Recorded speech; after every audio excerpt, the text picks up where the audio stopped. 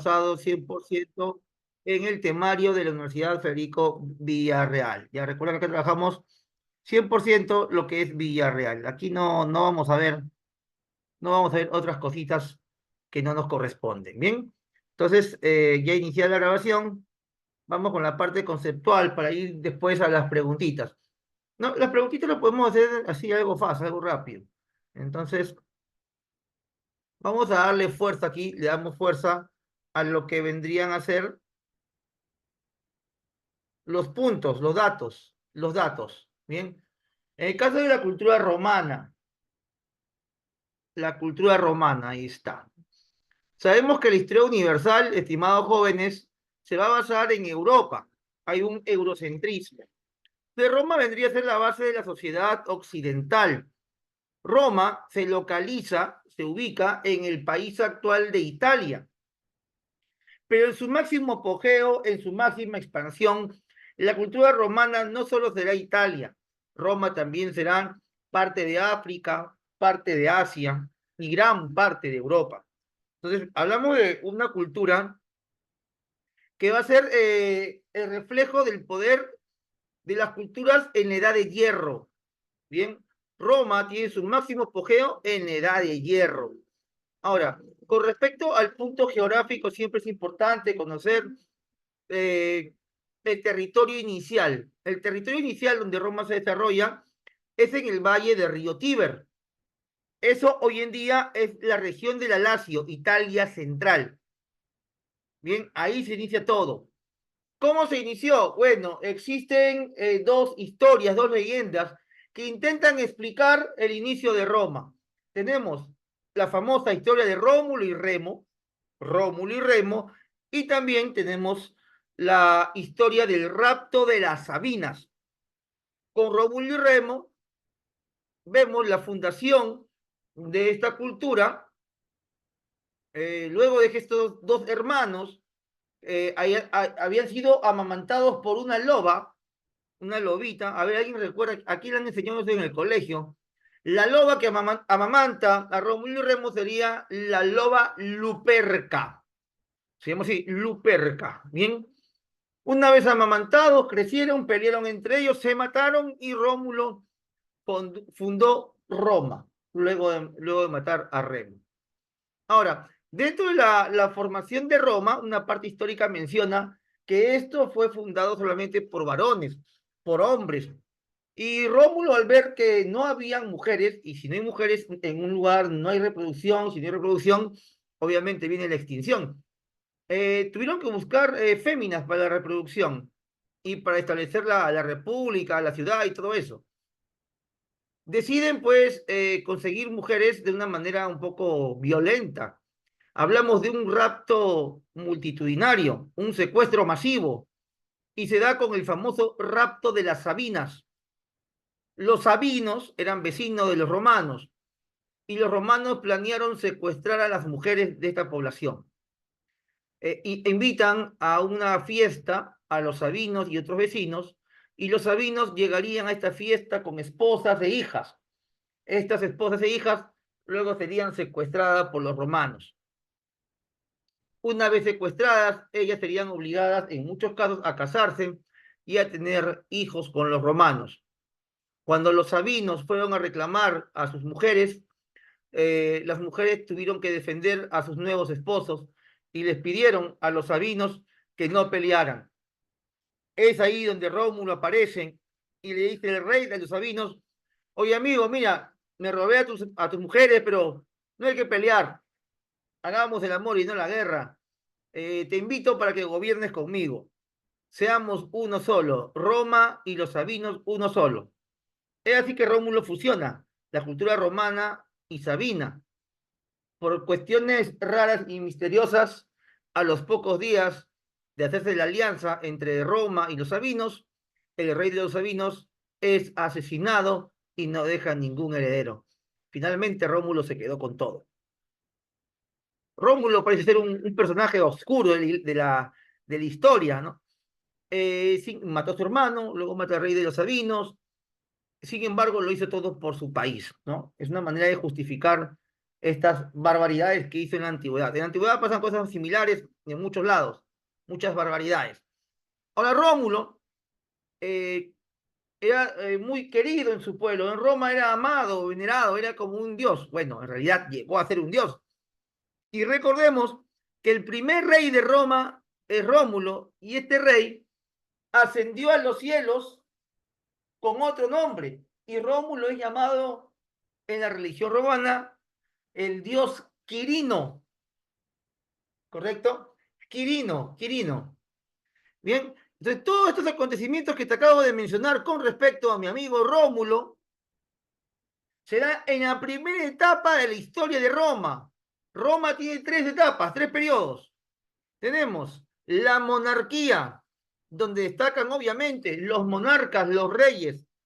Segundo periodo, la república o simplemente la res pública.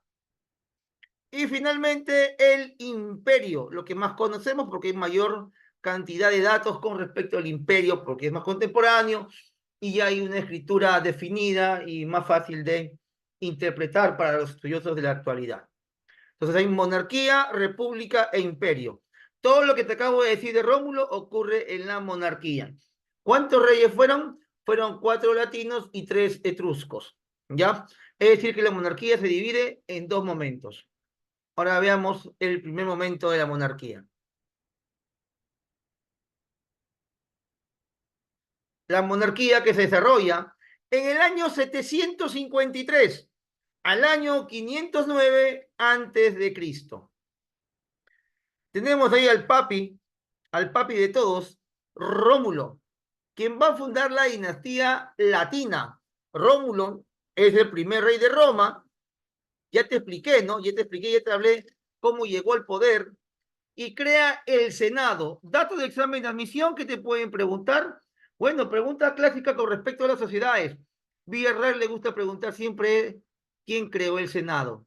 No solo por Roma, sino en otros temas que veamos durante el ciclo. Vas a ver que cuando hablemos de Grecia, también te haré una mención importante acerca del Senado espartano, que lo hizo Licurgo, o el Senado ateniense, que lo hizo Solón, o el Estado hebreo, que lo hizo el rey David, y así otros personajes. En Roma, el creador del Senado es Rómulo, es lo más importante. Ya te dije que al morir se le llamó el dios Quirín. Luego sigue Numa Pompilio. Creó la organización religiosa y edificó el templo al dios Jano. Hablar de Jano es hablar del mismo Poseidón o Neptuno, ¿correcto? Él es el dios Jano. Jano en un inicio era un hombre común y corriente, según la historia romana o latina, pero fue poseído por Poseidón. Poseidón vino y se le metió su cuerpo y al final Jano tendría el rostro que siempre tuvo de joven y en la nuca, en la cabeza, le aparece aquí en la cabeza, si estoy viendo por la camarita, le aparece otra cara, ¿no? La cara de Poseidón con Neptuno. Y cuando aparece la cara, queda algo así como el dios Pachacamac, ¿no? O Pachacamac, el que mira hacia adelante y el que mira hacia atrás. Para la mitología romana, el dios Jano es el dios que solamente ve el pasado y el futuro. Para él no existe presente, porque el presente se va al instante y el presente siempre es pasado. Y lo esperas como el futuro. Bueno, y aparte de la filosofía romana. Continuamos. Otro rey importante, luego de Numa Pompilio, está nuestro amigo Tulio Hostilio. ¿Y quién fue o quién es? ¿Qué debemos saber de Tulio Hostilio? Hostil, él es hostil, guerrero, peleador, luchador, Hostilio. Declara la guerra a Alba Longa, una ciudad vecina, y se produce la expansión romana en la zona, una pequeña expansión que estaba fuera del valle del Tíber. Perdón.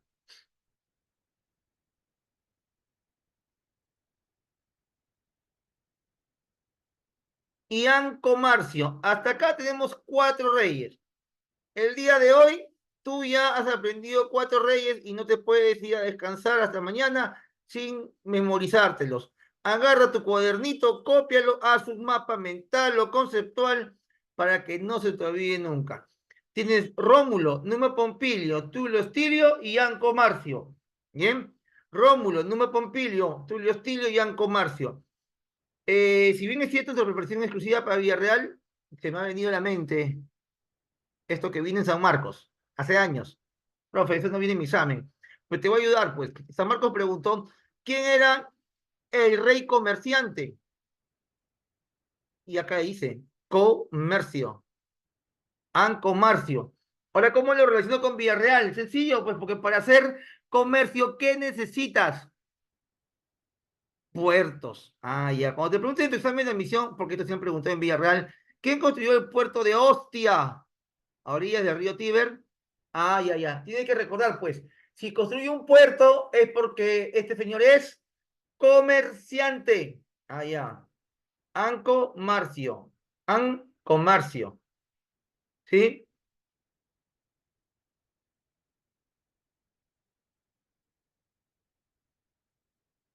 Entonces, ahí tenemos los 4 reyes, lo más importante de cada uno. Sí o sí tienes que memorizar esto el día de hoy.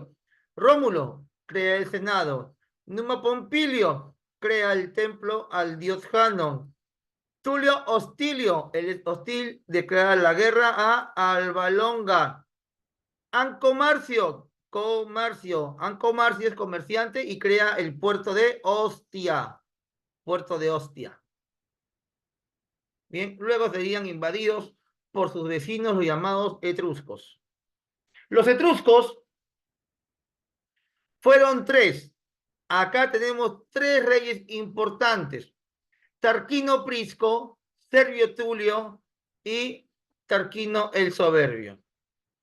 Tarquino Prisco o el antiguo, Servio Tulio y Tarquino el Soberbio.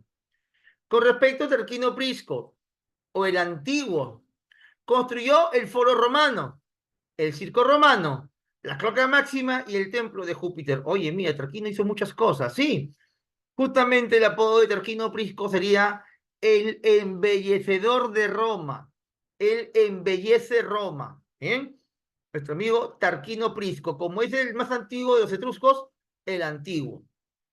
Luego tienes a Servio Tulio, quien dividió la población en 5 clases según su fortuna y haría las famosas murallas de Roma. Amuralló Roma.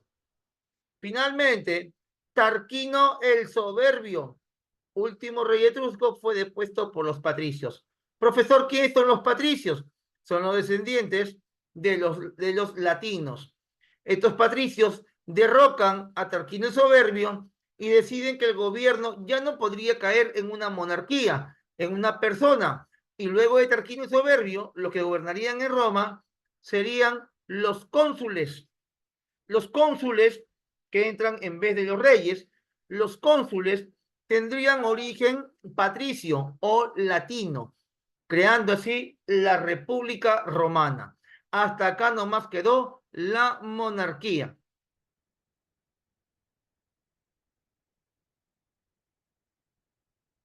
Vamos a ver aquí unos datitos.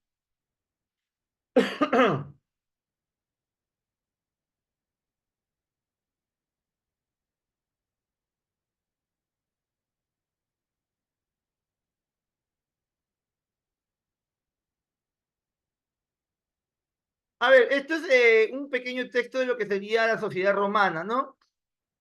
¿Qué dice aquí? Las caras visibles de todo este entramado en las magistraturas, las formas personales de gobierno, todo aquel que ejercía un cargo público secular, sin, sin embargo, a pesar de lo importante de su trabajo, resulta sorprendente para nuestros ojos ver cómo se trataban de cargos honoríficos, gratuitos, no remunerados. ¿A quién nos referimos acá? Nos referimos a los magistrados. Los magistrados se expanden en la República Romana. ¿Y qué es un magistrado? Es un funcionario público. Caen los reyes, ya no hay reyes. Ahora el gobierno está en manos de los funcionarios. Estos funcionarios son llamados magistrados.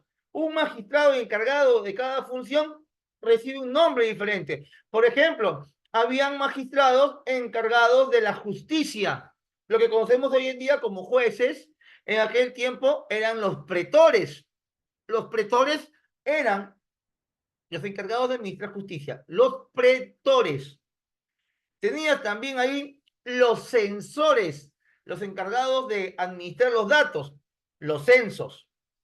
Tienes los ediles, ediles.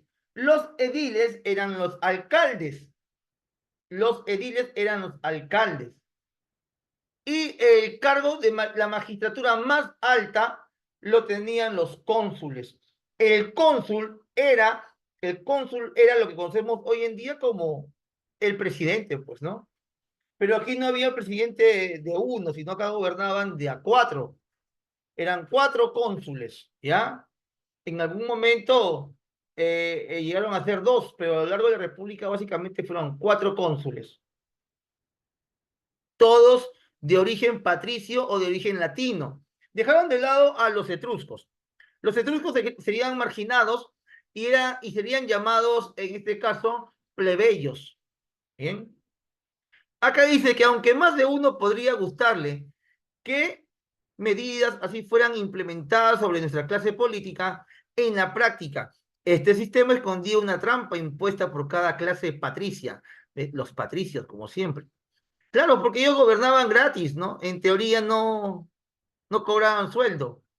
Pero ¿para qué quieren sueldo si con el poder en la justicia, con el poder en las municipalidades o en los ediles, les hacían favores, pues, muy grandes, ¿no? Estos patricios sin salario y obligados a correr con muchos gastos inherentes al cargo, tan solo aquellos que gozasen de una posición económica desahogada, es decir, millonaria, podría aspirar a la gestión del Estado. Es decir, no había alguna forma de que un pobre llegue al poder. Esto provocó que se instalara una patrimonialización endogámica del Estado, que sería paliando con el transcurso del tiempo. En el largo del tiempo en Roma, el derecho a gobernar se lo ganarían también las clases populares. Hablamos de las llamadas reivindicaciones plebeyas, que son manifestaciones violentas de guerra contra los patricios para reclamar sus propios derechos.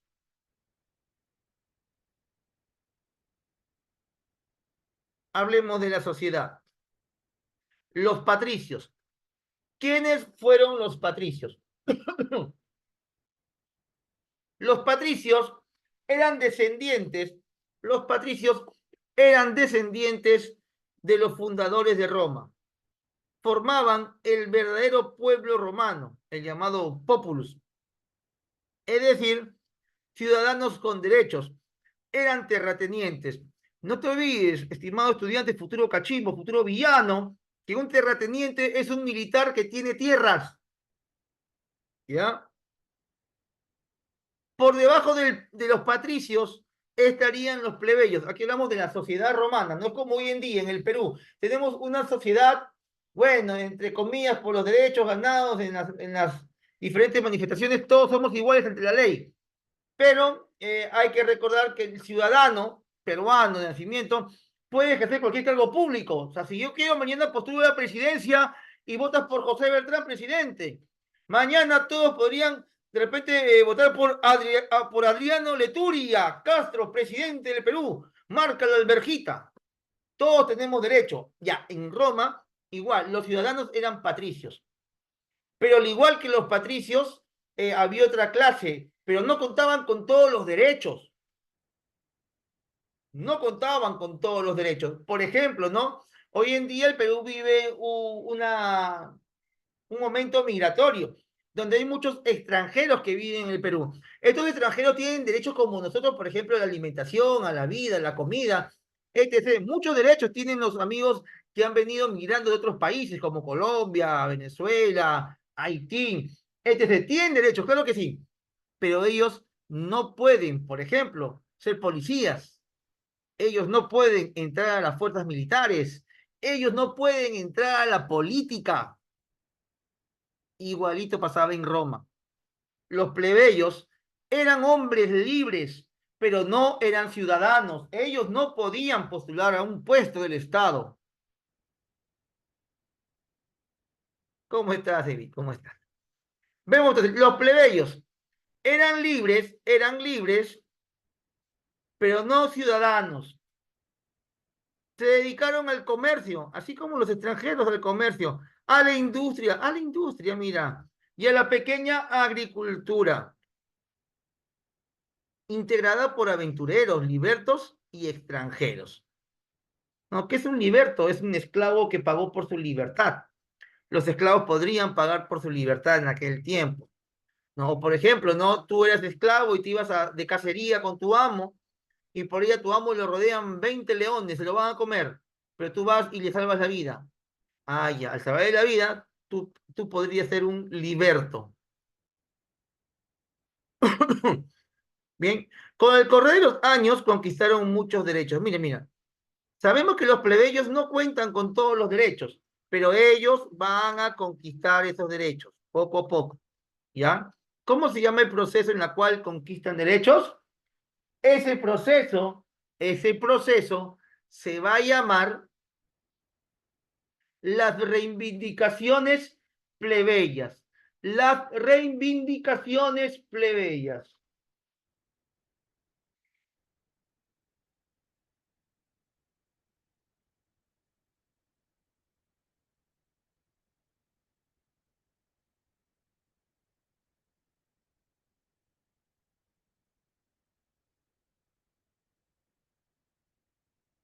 Acá hay otra clase más, los nobilitas. Los nobilitas en el periodo de Roma serían producto de un mestizaje, podríamos decirlo. Los nobilites durante la República serían una nueva clase social.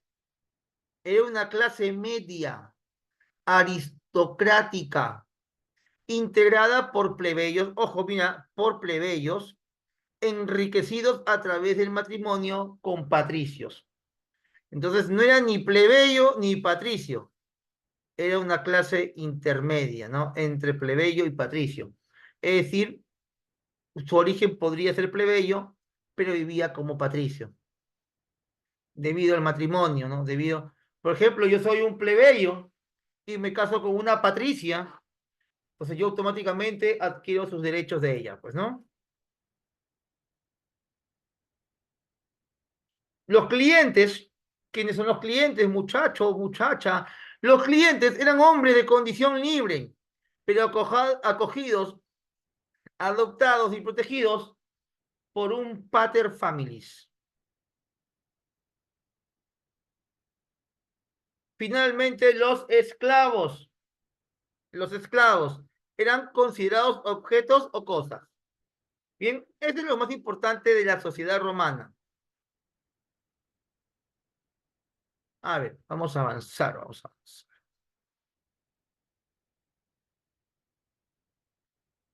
Ahí está. Te mencioné hace un instante que estos plebeyos lucharían por sus derechos. Vienen las reivindicaciones plebeyas. ¿En qué consisten las reivindicaciones plebeyas?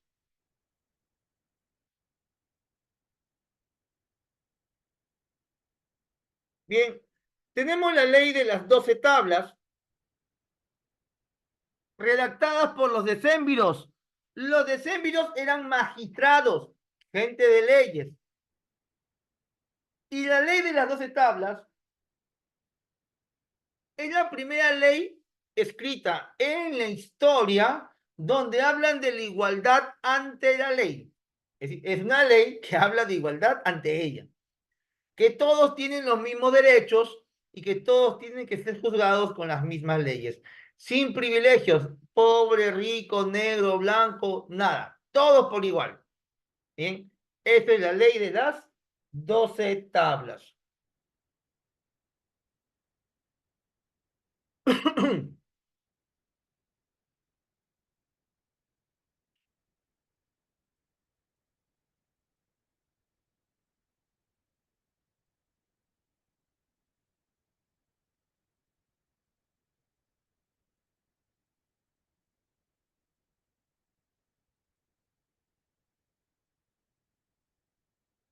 Otra ley muy importante es la ley Canuleya.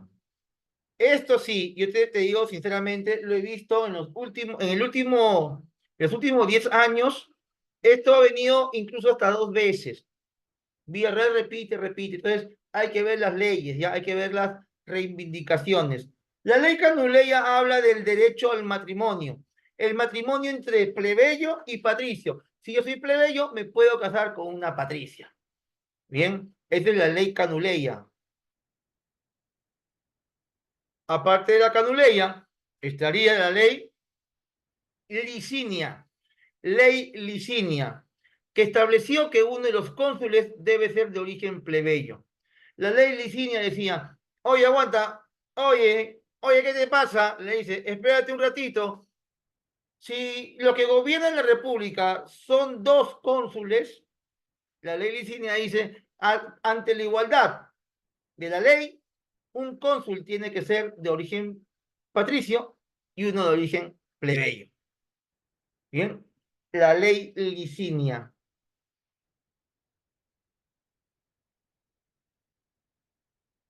Luego tienes la ley Ogulnia. Ley Ogulnia.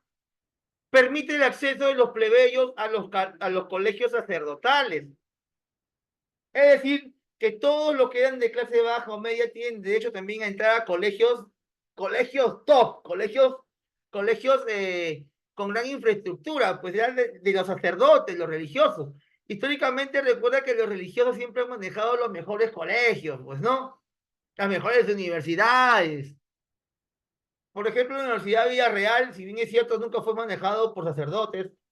El local central de la Villarreal, que fue donado en los años 60 por el trámite de Víctor Raúl Haya de la Torre, mi papi Víctor Raúl, él gestionó con unas monjas el mejor colegio de Lima, del Perú, le daría su infraestructura a la Universidad Villarreal.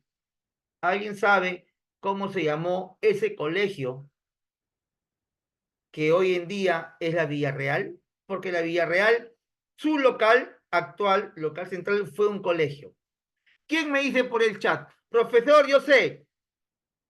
¿Cómo se llama ese colegio? En los meses de marzo vas a dar tu examen de admisión en la Universidad de Villarreal. Posiblemente te manden a dar tu examen en Colmena, Nicolás de Piro, la cuadra 4. Ahí está el local central de la Villarreal. Bien, y eso está al costado de una iglesia. Y ahí estaba el colegio La Inmaculada. ¿Has escuchado La Inmaculada alguna vez? Tú, joven postulante, que has acabado tu secundaria en el FIA Alegría número 0205000, tú que has acabado tu colegio en el colegio Andrés Avelino Cáceres de Huaycán. Sí, amigo, hay un colegio llamado La Inmaculada. Hoy en día aún existe y es uno de los más caros del Perú. Ahí no pagas 100 soles la mensualidad, ni 200. Ahí pagas un promedio de 2000 soles mensuales. Más o menos, ¿no? Un poquito más, un poquito menos. Colegio de la High Life, pues lospitucos.com. Bien. Entonces, históricamente siempre la educación de calidad ha estado relacionada a la iglesia. Y es justamente por eso que los plebeyos reclaman con sus leyes el acceso a estos colegios sacerdotales. ¿Ya? No te olvides, ¿cómo se llama ese colegio? Pero ¿cómo se llama el colegio? No, ¿cómo se llama esa ley? Esa ley es la ley Ogulnia. Ley Ogulnia. ¿Sí, chicos? ¿Quedó claro? Chicos, participen, ¿ah? Si no, me siento solo, me siento triste. Gracias, Darlene. Muy bien, Avi. Es importante que participes, si no, yo voy a pensar que estoy hablando solito. A ver, la ley Hortensia.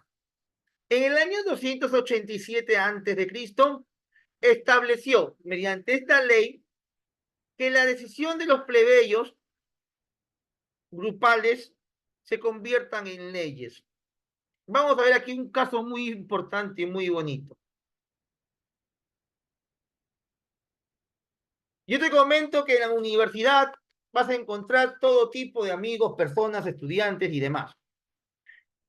En el año 2005, cuando yo ingreso a la universidad, me encontré con varios grupos culturales. En una de las dinámicas que aprendí en un viaje a Tacna, nos dijeron a los estudiantes de los primeros años, así como tú lo vas a vivir a partir de marzo. Bien, chicos, vamos a hacer una dinámica y cada uno tiene que ponerse un apodo. Escúchame bien, ¿ah? Y todos se ponían apodos, ¿no? Ya, profe, yo quiero ser Ken, yo quiero ser, no sé, Arnold Schwarzenegger, quiero ser Paolo Guerrero, qué sé yo. Todos se ponían un apodo bonito. Hasta que aparece un gran amigo mío, tacneño, y dice, a mí me van a llamar el tribuno. Escucho la palabra, tribuno, el tribuno. Y todos se sorprendieron, ¿no? Pero ¿por qué quieres que te llamen tribuno? Y nos explicó que en Roma, había un representante de los pobres. Había alguien que ponía el pecho y decía, yo hablo en nombre de los plebeyos. Este hombre llamado el tribuno de la plebe escuchaba las decisiones que tomaban los pobres y lo llevaba ¿a dónde? Lo llevaba al Senado, lo llevaba al Senado. Entonces, este amigo que te comento se autoproclamó el tribuno de los cachimbos, de los dueños del primer año, ¿ya? Entonces, ¿cómo lo relaciono con el tema del día de hoy? Ay, ay, ay, que había decisiones comunes que tendrían que ser llevados al Senado. Esta decisión común, por ejemplo, bajemos el precio del agua y del trigo, bajemos el precio, lo llevamos mediante un documento traído por el tribuno de la plebe. Cuando el tribuno de la plebe llegaba al Senado decía, hey, ya llegué, soy el tribuno. ¿Y qué has traído, tribuno? He traído un plebiscito. Esto es un plebiscito. ¿Qué es un plebiscito? Una decisión establecida por los plebeyos. Chicos, ¿se entendió? ¿Quedó claro? Sí, la ley Hortensia establecía que las decisiones de los plebeyos se hagan leyes, ¿correcto? Se hagan leyes. ¿Cómo se llamaría esta nueva ley? Plebiscito. Muy bien, Jairo. Gracias, Jesús. Avanzamos. A este puntito, yo igual te voy a mandar diapositivas. Vamos a darle un texto más o menos considerable. ¿Qué hora es? A ver. Sí hay tiempo, sí hay tiempo. Vamos a darle aquí. Lo más importante del cuestor. Datos. Primero, ¿qué es un cuestor? Dice acá, una vez cubiertos los requisitos previos y habiendo alcanzado los 27 años de edad, la cuestura era el primer escalón del cursus honorum y no poseían imperium, o sea, mandato. Ellos no le mandaban a nadie. De todos los magistrados, el cuestor era el más básico, ¿no? Es, por ejemplo, que tú mañana quieres hacer una carrera política. ¿Quieres ser presidente del Perú? Bueno, pues tiene que ir escalando poco a poco. Normalmente un presidente del Perú siempre ha tenido cargos menores, ¿no? Por ejemplo, la señora Dina Balearte, ¿no? Nuestra amiga que ha hecho su cirugía. Dina Boluarte ha sido presidenta de un club, presidente del club Ancash. El lagarto, ¿no? ¿Cómo se llama el lagarto? El candidato. Vizcarra. Vizcarra ha sido presidente regional de Moquegua. El señor Antauro Humala ha sido un alto militar. Entonces, igual ocurre en Roma. Para que tú puedas ascender a lo más alto, tienes que llevar una vida política de menos a más. Y lo menor que había en Roma era el cuestor. Acá menciona que, aunque durante la monarquía desempeñaron labores de jueces, o sea, por momentos fueron jueces, en la República, que es lo más importante, se encargaron de la administración del dinero público. Ahí está. El cuestor, ¿qué hace el cuestor? El cuestor administra el dinero público. Esto es lo más importante. Así para resumirlo, ¿ya? Cobran los impuestos y pagan el salario de los soldados. Al principio limitados a 4, 2 civiles afincados. en Roma y otros 2 militares acompañando al ejército. Su número fue incrementándose paralelamente a la expansión romana. En tiempo de Julio César, hasta 40 personas ejercían dicho cargo. ¿Ya? ¿Qué es lo más importante del cuestor? Administración de dinero público.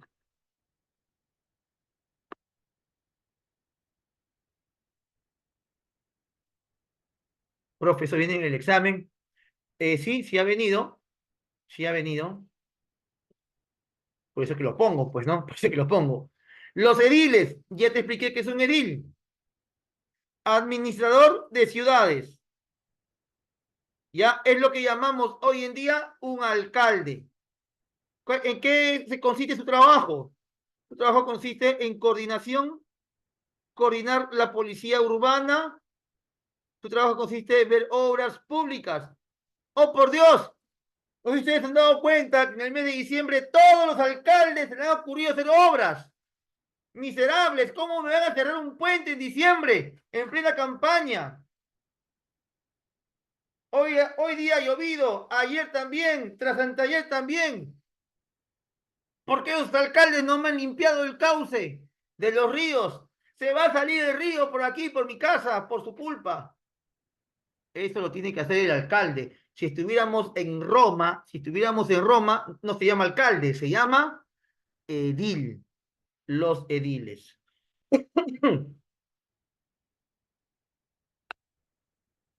Muy bien, esa es.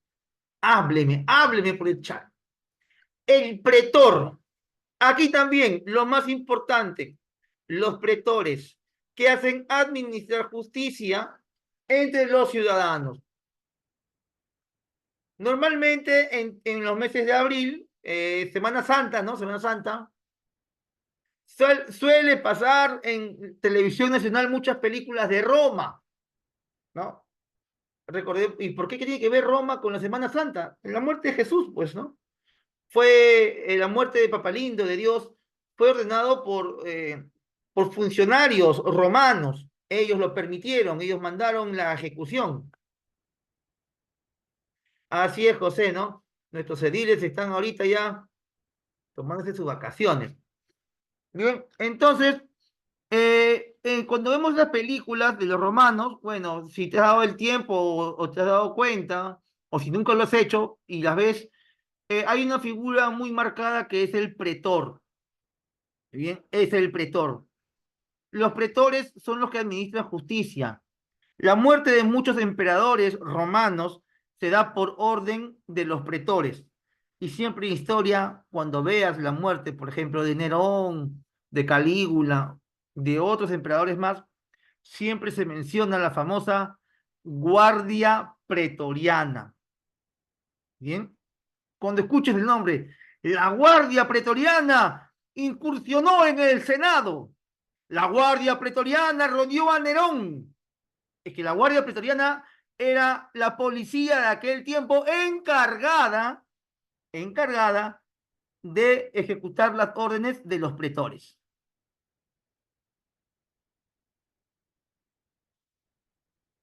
¿Cuál, David? ¿Cuál? ¿En qué se basaron los pretores?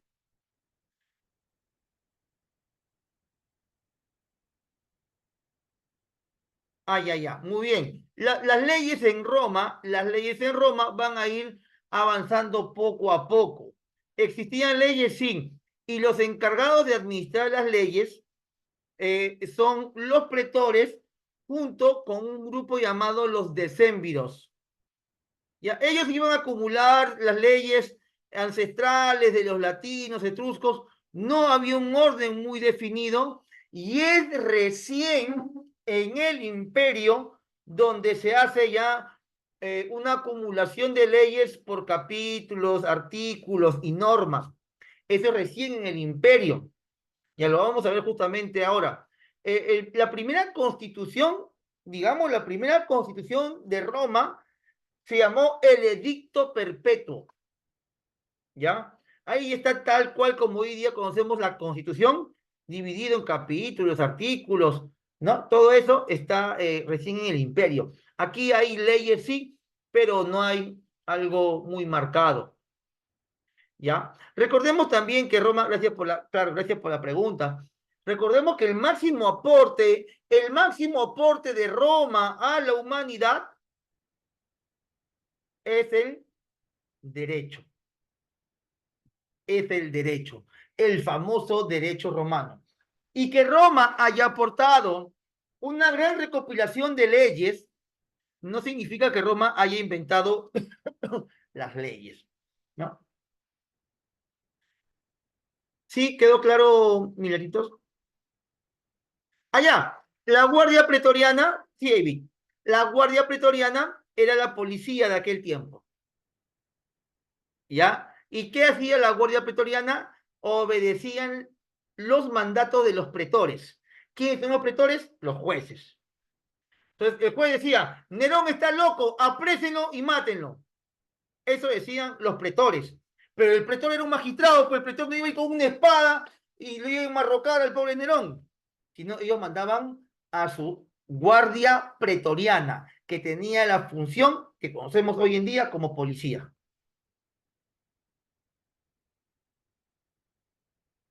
No, ahí no existía esto, ahí tienes que obedecer sí o sí. Obviamente siempre hay casos de personas que se levantan, ¿no? No, la historia no, hoy en día no lo va a nombrar. Roma tiene tantas cosas, ¿no? Claro, ¿no? Por ejemplo, tú me dices, ¿no? ¿Tenían voz propia los guardias y podían desistir? Bueno, casos específicos en la cual diga, mire, este guardia dijo que no, no lo recuerdo, haberlo leído, pero lo que sí recuerdo bien es que los militares en una batalla no hacían caso, eran ejecutados en el instante, eran asesinados. Por ejemplo, la guerra de los romanos, la guerra de los romanos contra los hunos, duró muchos años contra Tila, o la guerra contra en las hordas caudinas, en expansión romana. Los generales romanos tenían líneas, ¿no? Líneas ordenadas. Y si uno en la primera línea no avanzaba o retrocedía o se detenía, el que estaba en la siguiente fila tenía que matarlo. Así. ¿Para qué te voy a preguntar? ¿Que tienes miedo? No, no, no me molestes. Tú retrocedes, te mato. Quedaba así. A ver, vamos a avanzar, ¿ya? Roma tiene, cosas, pero cosas ricas, ricas, ricas. Tal cual como los espartanos.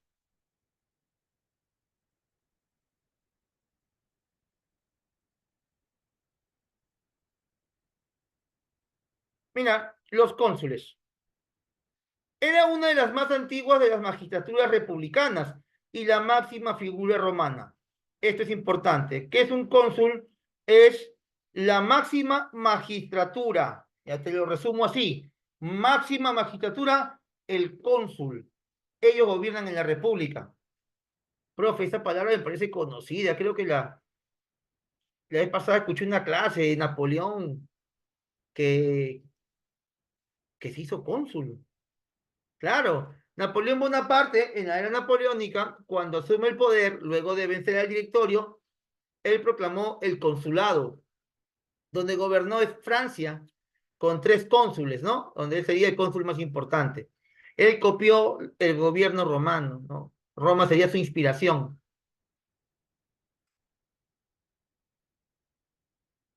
Profe, no me acuerdo bien ese momento de la historia. No te preocupes, muñeco. Te doy una fija, ¿ya? Hay un aplicativo en internet llamado TikTok. Síguenos en la academia. Academia Previ. Y ahí hay justo un TikTok que dura 50 segundos.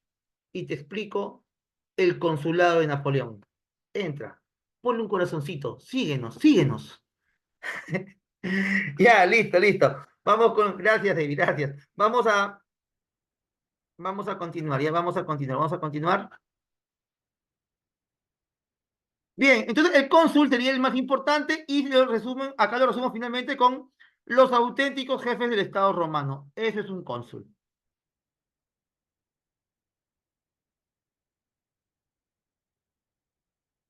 Ahí está, mira, mira, el tribuno de la plebe. producto directo de las luchas patricio-plebeyas, por una mayor representación en el gobierno de los segundos. El rigor difícilmente podríamos considerarlo como una magistratura.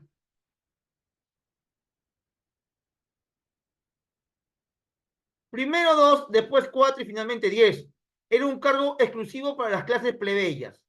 Se encargaban durante el año de su mandato en defender la vida de los intereses del plebeyo. Es lo que te comenté de la anécdota del amigo este de Tacna, que dijo, yo soy su tribuno, ¿no? Yo soy su tribuno de los cachimbos, yo los voy a representar, porque la misión del tribuno es defender los intereses de los pobres.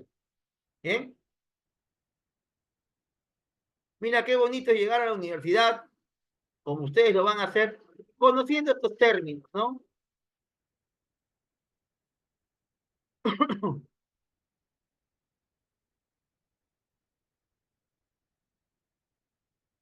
Listo, para culminar, censores, sencillo, elegido cada 5 años entre los antiguos excónsules asumían el control sobre las costumbres.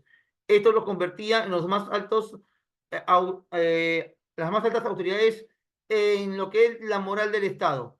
Algo que agregar en lo que es censor, hacen censos. Ya, censos. Cuentan los pobladores, básicamente para ver impuestos y demás y otras funciones. Ahí te dejo un cuadro de resumen para ti, y luego lo vas a ver cuando te lo mande por la plataforma. Veamos un poco más de la historia de la República Romana. ¿Bien? Chicos, ¿hasta ahí alguna pregunta? ¿Todo claro? Profe, mucho. Profe, ya no quiero postular. Auxilio. Me desmayo.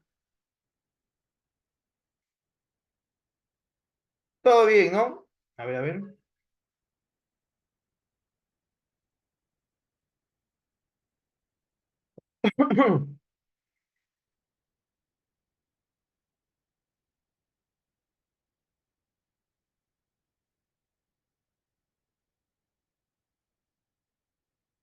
Muy bien, chicos. Gracias. Ahí veo unas preguntitas. A seguir, a seguir. Listo. Vamos con la República Romana. Veamos la conquista de Italia. La conquista de Italia. Significó para Roma un periodo de casi 200 años de conflicto. Entre ellos tenemos la guerra contra los etruscos. Los romanos se apoderan de Velles, una ciudad romana. La guerra contra los ecuos y volscos. Coroliano sería vencido. Aquí vemos 200 años de pura guerra, chicos. Mira, la República Romana se caracteriza por eso, ¿no? Por las batallas y combates justamente con sus vecinos. Entre todas las batallas, acá tenemos, mira, la guerra contra los galos. Ellos vivían al norte de Roma, lo que conocemos como Francia. Los galos son de Francia, son franceses. Luego, guerra contra los samnitas. Roma fue vencida en las Orcas Caudinas. La guerra de las Orcas Caudinas es un momento traumático, es muy traumático para Roma, tanto así que de ese momento en adelante se le prohibieron a los soldados romanos que usen el cabello largo. ¿Y por qué fue esto? Porque luego de ser vencido en las Orcas Caudinas, los soldados romanos de cabello largo serían amarrados de los cabellos con sogas y arrastrados por caballos, y así llegarían hasta la misma ciudad de Roma, normalmente arañados, despellejados por la tortura que sufrieron, ¿no? No se prohibió de manera escrita, pero ya los soldados en Roma nunca más usaron cabello largo, todos usarían su cabello cortito.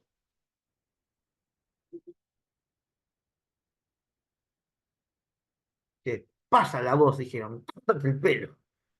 La guerra contra las ciudades griegas de Subitalia fue vencido Pirro, rey de Épiro. Mira, recordemos que, bueno, ya Grecia estaba en su momento final y Roma aprovecha para apropiarse de ellas. Pero de todas las guerras, esta es. O sea, de las guerras, esta es la guerra, ¿no? La más brava de todas. Las guerras púnicas. Cuando hablamos de las guerras púnicas, es un enfrentamiento entre romanos y cartaginenses. Cartago es una ciudad que está al norte del África, en lo que conocemos como Túnez. Allá en Túnez, los cartagineses dominarían el comercio por muchos años. Y parte del comercio exclusivo que tenían ellos sería el comercio de telas de color morado. El morado, lo que se conocía en aquel tiempo y incluso hoy en día algunos aún llaman el púrpura. ¿Sí? ¿Has escuchado el término, no? El morado creo que es un poquito más encendido que el púrpura, pero el púrpura es una invención de ellos, de los cartaginenses. Entonces, púrpura viene de púnico, ¿bien? Y esto se hacía básicamente con unos moluscos, los cuales ellos procesaban y sacaban el color púrpura o morado. Entonces, los cartaginenses eran llamados los púrpuros, ¿no? Los púnicos. La guerra de Roma contra los púnicos. Conflicto entre Roma y cartaginenses. Cartago era la ciudad más importante de los cartaginenses, ¿no? Su capital. ¿Se pelearían por qué? Se pelean, ellos van a pelear por el control del comercio en el mar Mediterráneo. Ya lo decía Emmanuel Kant. Si no tienes buenas relaciones comerciales con tus vecinos, eso te llevará a una guerra. Y esto ocurrió en las guerras púnicas. No había un buen trato entre vecinos en el área comercial. Vemos cómo se dividen estas guerras púnicas. Son tres guerras púnicas. Son tres guerras púnicas. Primera guerra púnica. Zona disputada, es decir, lugar de pelea. Italia insular, es decir, las islas de Italia. ¿Cómo se llamaban estas islas? Sicilia, Cerdeña y Córcega. Sicilia, Cerdeña y Córcega. Las acciones bélicas. ¿Cuáles son las batallas o los combates? Tiene el combate de Miles, año 260 a.C., y combate de las Islas Égates. Cartago pierde la hegemonía en el Mediterráneo y Roma se apodera de Italia insular. Vemos a Asdrúbal, quien funda Cartago Nova en España y firma el Tratado del Río Ebro. Firma el Tratado del Río Ebro. Bien, vamos a salir un momento de aquí de las diapositivas. Por favor, dame 20 segunditos. Te voy a cargar aquí. Déjame ver si me permiten el Zoom. Ahí está cargando.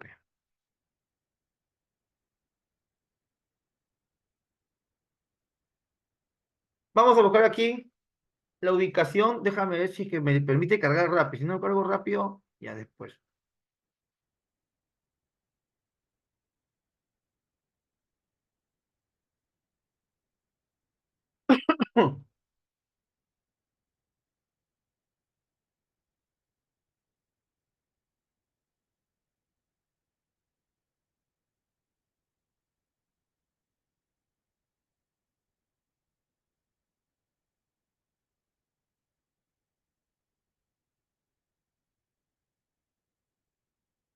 Bien, te voy a mostrar la ubicación de dónde se realizaron estas batallas. Bien, tenemos que irnos rapidito a lo que es Europa.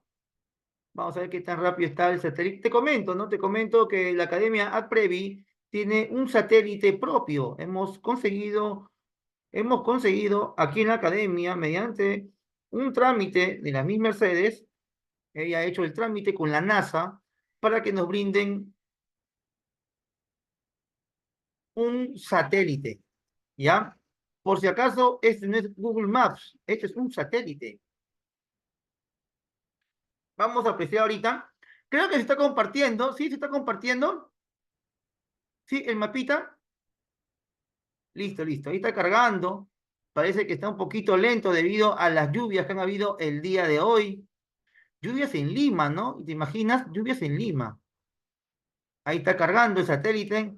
Lima la gris. La panza de burro, le dicen algunos.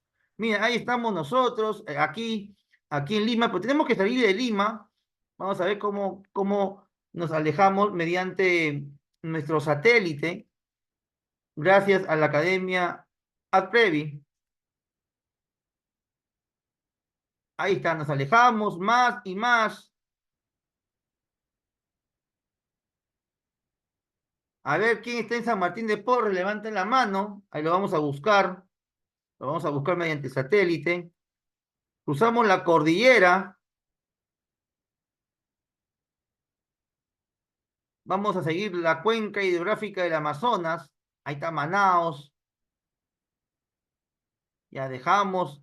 Cruzamos el Gran Charco, cruzamos el Atlántico. Otra cosita. Este satélite es lo máximo. Auspiciado por la Academia AdPrevi. Comprometidos con tu ingreso. Ahí están. Aquí fueron las batallas.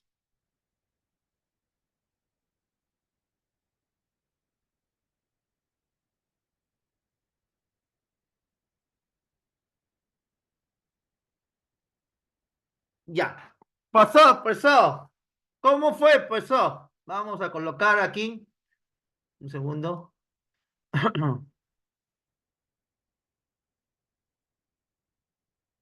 Ahí está. Vamos a colocar. Primero, Roma en el periodo de la República, de la Res Pública, tendría un territorio más o menos por esta zona, ¿no? Hasta aquí estábamos chévere con Roma. Ah, por aquí todo esto, estoy marcando. Lo que hoy en día conocemos como Italia, ¿no? Esta península en forma de bota, ¿no? Incluso ya se había extendido para la zona de Grecia, ¿no? También ya era parte de Roma. Recordemos que en la máxima expansión, Roma se llega a España, África y demás. Los vecinos de Roma eran los cartagineses. Ellos vivían aquí, en Túnez. Entonces, la primera guerra púnica se da por el control de todas estas islas. Tenemos Cerdeña, Sicilia, por aquí está Córcega, ya está por aquí está Córcega. Bien, entonces en Roma van a pelearse con los cartagineses por el control de las islas. Aquí vemos el combate de Miles y otras más. Los romanos vencen a los cartagineses. Entonces Cartago le dice, mira Roma, tú ya me venciste, sin embargo, necesito hacer comercio, no me meto contigo, pero me voy a otro lado mejor. Y Roma, bueno, vete, aléjate de mí, no quiero verte. Y los cartaginenses, encabezados por un señor llamado Asdrúbal, se vienen a España, tío. Hostias. Se vienen a España. Y en España fundarían Cartago Nova. Cartago Nova. ¿Bien? Entonces, dato para el examen de admisión. 2025, Villarreal. En España se funda Cartago Nova. El hombre importante aquí, el hombre importante se llamó Asdrúbal. Él es el que lo forma acá, ¿ya? Vamos a moverlo por aquí. Una vez que Cartago Nova es fundado por Asdrúbal, los cartaginenses se ven obligados a firmar el Tratado del Río Ebro. Profesor, ¿qué es eso? Bueno, por aquí hay un río, ¿ya? El río Ebro, que separa Cartago Nova de un nuevo territorio. Cartago Nova tiene como vecino a Sagunto. Sagunto. Pero Sagunto, niño y niña, Sagunto es aliado de Roma. Entonces Roma le dice, ni a Sagunto, amigo de Roma. Cambiamos de colorcito. Sagunto es Pinky de Roma. Roma le dice entonces a Cartago Nova, vive bien, vive tranquilo, Cartago Nova con Asdrúbal, pero te voy a pedir que no cruces este río, porque si cruzas este río, ahí está Sagunto y Sagunto es mi aliado. ¿Cómo se llama ese río? Se llama el río Ebro, ¿correcto? Y así acabó la primera guerra púnica. Victoria romana, fundación de Cartago Nova, encabezado por Asdrúbal. Se le obliga a firmar el Tratado de Río Ebro, En el Tratado de Río Ebro se le dice, Cartago, tú no puedes cruzar el río porque si cruzas el río está Sagunto y Sagunto es aliado de Roma. Por favor, no cruces Sagunto, no cruces el Ebro, porque si tú fastidias o tocas a lo de Sagunto, atacas a Roma. Pues Cartago Nova se queda en España, sin fastidiar a nadie. Ahí fue el final, ahí fue el final de la primera guerra púnica. Pero no hay primera sin segunda. Así que viene la segunda guerra púnica.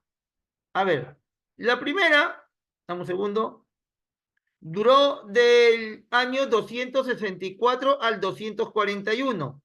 Luego, del 241 al 218, más o menos unos 20 años, ¿no? Algo más, algo menos, para la Segunda Guerra Púnica.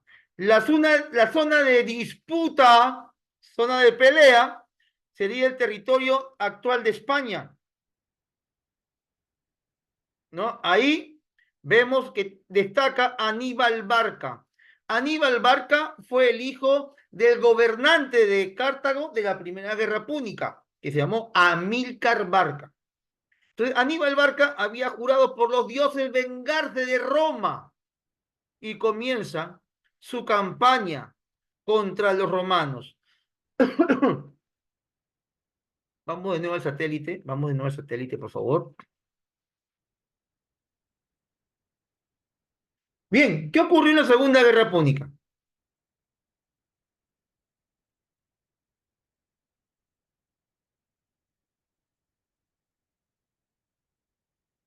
Los romanos ya habían notado que Aníbal Barca, desde España, tenía la intención de cruzar el río Ebro, ¿no? Y los romanos sabían que al cruzar el río Ebro era una declaración de guerra.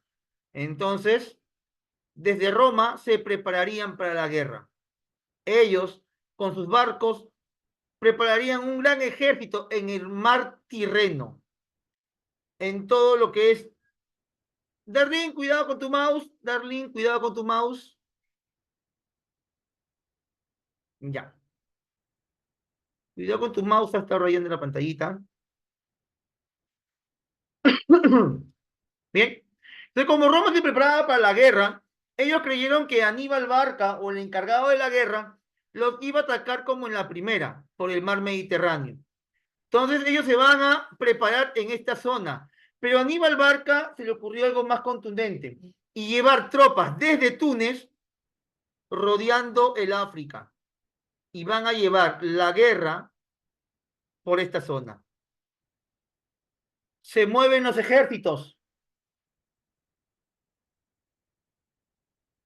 y llegan a España. Esto Roma nunca lo esperó. Los cartaginenses cruzarían el río Ebro, entran a Sagunto, cruzan los Pirineos, llegan a los Alpes, cruzan los Alpes, llegan a Milán, Florencia, llegan a Roma. Los romanos seguían esperando acá. Un grosso error. Cuando quisieron reaccionar, Roma ya había sido tomada. Aníbal Barca, en la batalla de Canas, derrota a los romanos. Los romanos deciden entonces utilizar otra técnica y Roma, en vez de atacar directamente a los cartagineses en su territorio, deciden irse hacia Cartago y sus tropas las mueven primero hacia España. Ojo, y las tropas de Aníbal Barca no estaban en España, estaban en Roma. Nadie defendía Cartago Nova. Y los romanos destruyen Cartago Nova y matan a la familia de Aníbal Barca. Luego de eso se mueven hacia el África. En el África, los romanos secuestran el Senado cartaginés y desde el Senado de Cartago mandan a Aníbal: oye Aníbal, nos han secuestrado, tienes que venir. Y obligan a Aníbal Barca a dejar Roma para venir al África. Y así acaba la Segunda Guerra Púnica. Veamos los datos.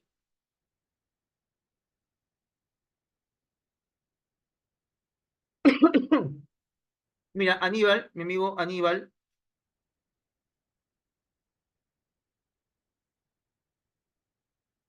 vence en Sagunto, ¿no? La que está cruzando el río Ebro. Batalla de Tesino, también vencen. Batalla del río Trevia, victoria para Cartago. Mira, pura victoria.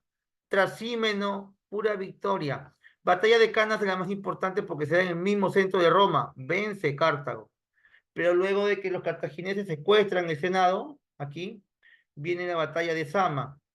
Y en la batalla de Sama, Aníbal Barca es derrotado. En la batalla de Sama, Aníbal es derrotado por el famoso Escipión, Escipión el africano. Bien, se acabó el poder romano.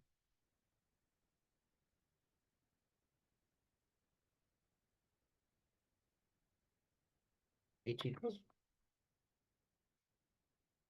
vamos con la tercera.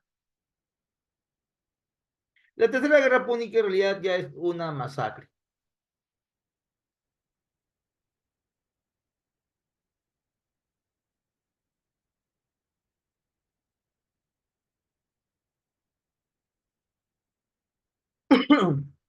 Tercera guerra púnica.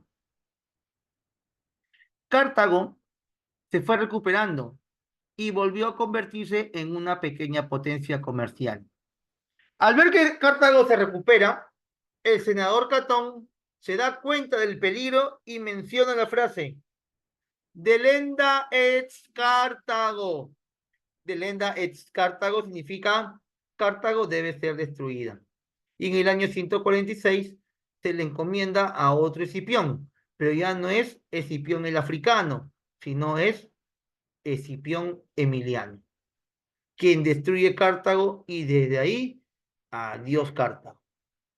Así acaban tus guerras púnicas.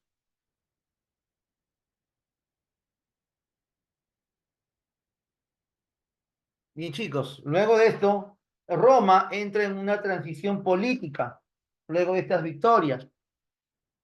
¿Qué sucesos y acontecimientos marcarían la República Romana luego de la victoria en las guerras púnicas? Aparecen los hermanos Graco, Tiberio y Cayo Graco. Tiberio y Cayo Graco son familia de los Escipiones. Ellos son descendientes de los Escipiones. Estos descendientes van a luchar por los que menos tienen y van a dar leyes desde el Senado a favor de los pobres. Esto le costaría a los hermanos Graco la muerte, puesto que los van a matar. Tiberio Graco y Cayo Graco.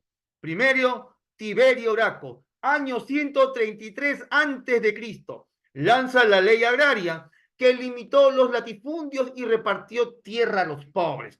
Entonces mi amigo Tiberio muere por repartir tierra a los pobres. Luego tienes a Cayo, su hermano Cayo. Cayo Graco da la ley frumentaria. Consistía en la venta del trigo a menor precio a los pobres. Entonces, ley frumentaria. Venta del trigo a menor precio.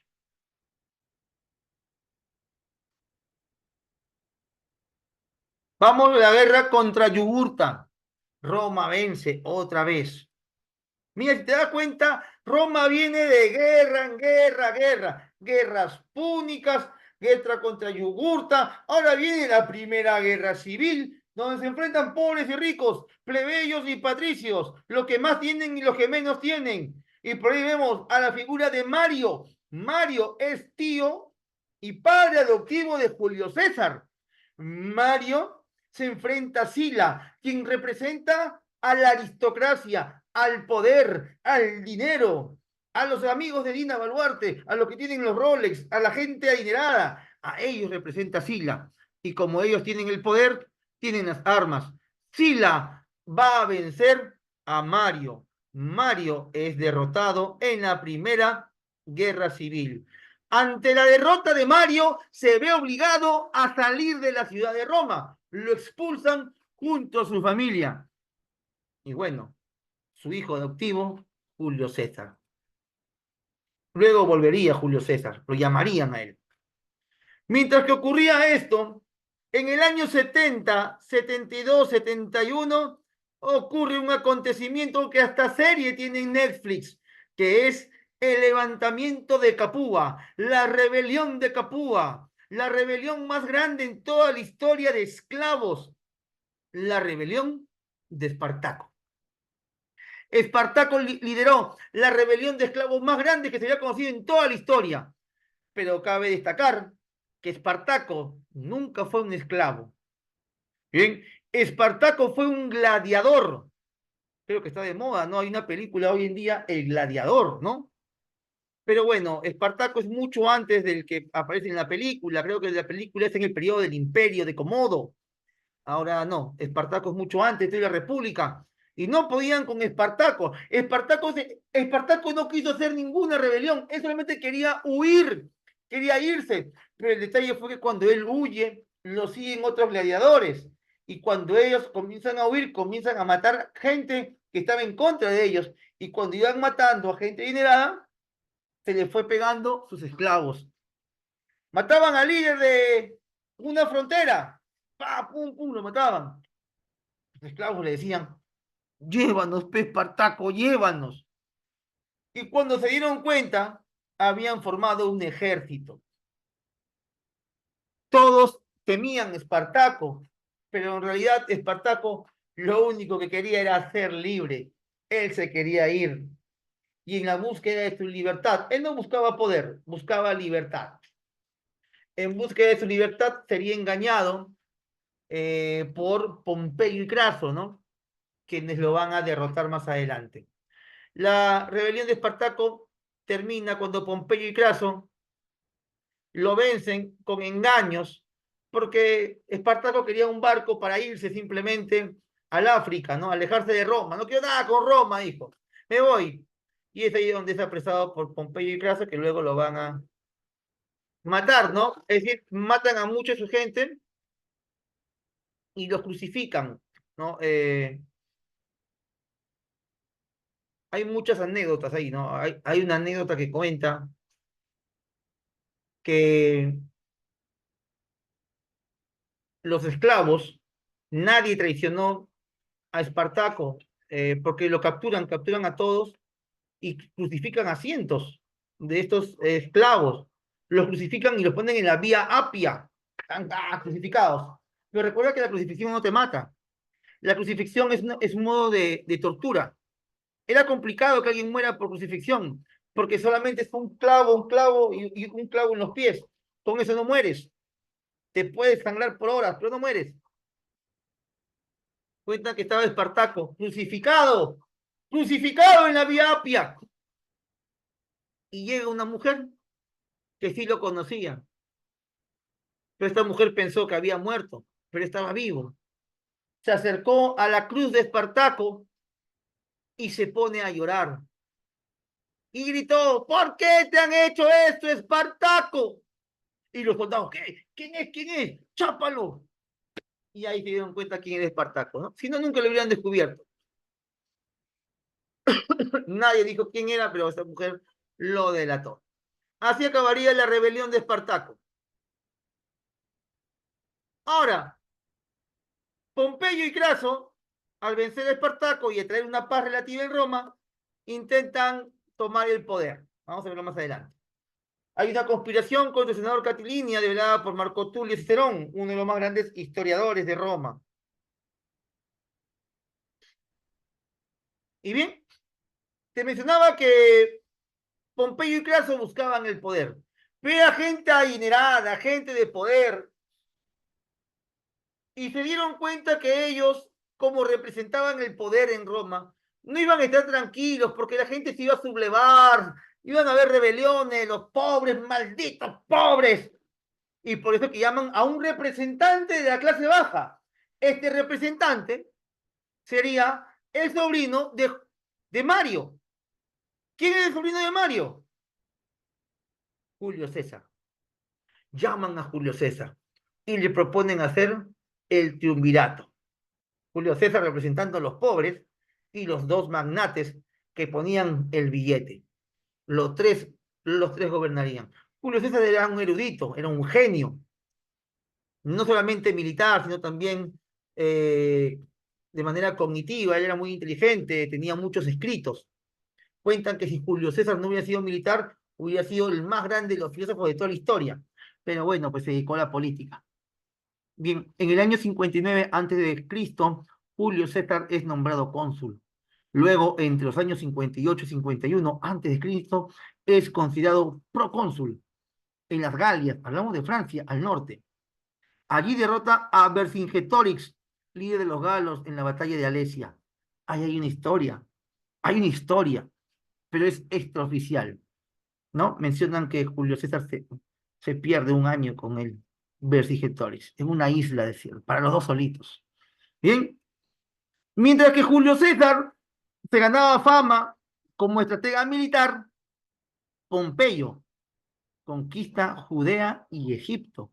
Hablamos de Judea, Palestina, ya estaban en Asia, ya estaban en Egipto, estaban en África. Oye, Pompeyo, eres bravo de los bravos. Craso, el otro millonario, dijo, bueno, si Julio César está en Francia, en las Galias, y Pompeyo está en Egipto, yo quiero conquistar el imperio persa, dijo él. Pero por ese tiempo ya no existía el imperio persa, había caído. Se fue a España y en España encontró una estatua alta, grande, majestuosa. Una España, en España había una estatua de gran Alejandro Magno. Y en los pies decía, aquel hombre que con 30 años conquistó el mundo. Porque Alejandro Magno muere a los 33 y en ese tiempo conquistó 3 continentes. Antes de los 33 había conquistado Europa, Asia y África. Uno solo. Y Craso, quiero ser como Alejandro Magno. Me voy hacia la India. Pero primero paso por Mesopotamia. Y en Mesopotamia lo matan. Ya no existía la cultura caldeo-asiria, sino estaban los partos. Los partos los matan en el año 53 antes de Cristo, quedando entonces en el poder únicamente Pompeyo y Julio César. Pompeyo en Roma se une al partido senatorial. El Senado destituye a Julio César y lo regresa y lo obliga a regresar. Pero lo obliga a regresar ¿de dónde? Julio César, luego de su paso por las Galias, se fue a Egipto y en Egipto conoce a una mujer casada, conoce a Cleopatra VII y Julio César se queda en Egipto. Se queda con Cleopatra. Eso no le gustó a Pompeyo. Pompeyo busca el apoyo del Senado. El Senado dice, tráigamelo para acá. Pero ya Julio César tenía un romance con Cleopatra y ya tenía incluso un hijo. Habían fecundado, habían tenido sus cositas ricas y nacería de esa relación Julio César Ptolomeo XIV, conocido como Cesarión. Es por eso que el Senado manda a traer a Julio César y lo obliga. Comienza la Segunda Guerra Civil. Recuerda, Primera Guerra Civil, Marisila. Segunda Guerra Civil, Julio César y Pompeyo, quienes se enfrentarían en la batalla de Farsalia, la cual venció Julio César. Pompeyo intenta buscar apoyo en Egipto con los contrarios a Cleopatra. ¿Quién era enemigo de Cleopatra? Su antiguo esposo y su hermano, Ptolomeo. Sí, Ptolomeo XIII. Pompeyo se refugia en Egipto, pero al pedir apoyo a Ptolomeo, Ptolomeo lo asesina. Julio César destituye al faraón y nombra en su lugar a Cleopatra. Ojo, luego de la muerte de Pompeyo, Pompeyo es asesinado por Ptolomeo. Ptolomeo se acerca a Julio César y dice, oye Ptolomeo, oye Julio César, Julio, yo soy Ptolomeo XIV, el faraón de faraones, y he matado a tu enemigo Pompeyo, y acá traigo su cabeza. Ptolomeo creyó que matando al enemigo de Julio César, él se haría amigo de Julio César. Pero Julio César ya estaba con Cleopatra y le increpó que la guerra entre Julio César y Pompeyo era una guerra de romanos y Ptolomeo no tuvo que haberse metido. Ptolomeo es egipcio. Ptolomeo, lo que tú has hecho no es matar a un enemigo mío. Tú has matado a un ciudadano romano. Por lo tanto, te mereces la pena de muerte. Es por eso que Julio César le quita todo el poder, destituye al faraón y le da todo el poder a su nueva esposa Cleopatra. Bien, se dirige al Asia Menor, donde Julio César dice la frase célebre: vine, viví y vencí. Vini, vidi, vinci. Julio César es nombrado dictador perpetuo y establece el calendario juliano. Lo amaban en todos lados a Julio César. Lo malo que en Roma el Senado no quería compartir el poder y deciden deshacerse de Julio César y le buscan la sin razón. Julio César es llamado en los idus de marzo y se enfrenta a una conspiración de personas que habían sido en tiempo pasado sus alumnos en las academias. Vemos que Julio César es asesinado por Casio Décimo y Marco Bruto. Bien, el senador Casio y los hermanos Brutos asesinan a Julio César. Entonces hay un desorden en Roma. A pesar de que el Senado estaba contento con la muerte de Julio César, ellos no podían parecer ante la opinión pública que eran asesinos. Deciden entonces, van a decidir entonces buscar a los asesinos de Julio César y convocan una cruzada contra los asesinos de Julio César. Ahí es donde aparecen el hijo adoptivo de Julio César, llamado Marco Antonio, porque Marco Antonio era el hijo adoptivo de Julio César. Aparece el señor Octavio y el otro magistrado, Lépido. Estos tres formarían el segundo triunvirato en el año 43 hasta el 31 antes de Cristo.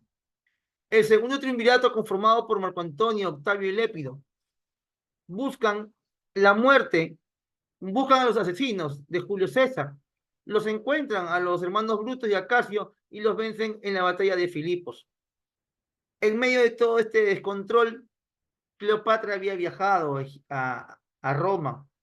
Cleopatra fue a Roma a pedir la herencia que le correspondía por la muerte de su esposo. Interesada esta tía. Por último, no me den a mí, denle a mi hijo Julio César Ptolomeo XIV. Él es el único heredero de Julio César.